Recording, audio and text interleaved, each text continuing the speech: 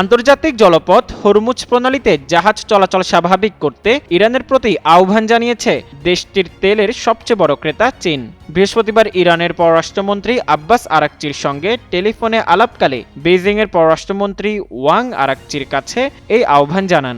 টেলিফোনে আব্বাস আরাকচিকে ওয়াং বলেন, হরমুজ প্রণালীতে ইরানের সার্বভৌমত্ব এবং নিরাপত্তাকে যেভাবে সম্মান করা ও সুরক্ষিত রাখা উচিত সেভাবেই এই জলপথ দিয়ে নৌযান চলাচলের স্বাধীনতা এবং নিরাপত্তাও নিশ্চিত করা প্রয়োজন। তিনি বলেন, বর্তমানে সার্বিক পরিস্থিতি বেশ জটিল একটি জায়গায় পৌঁছেছে।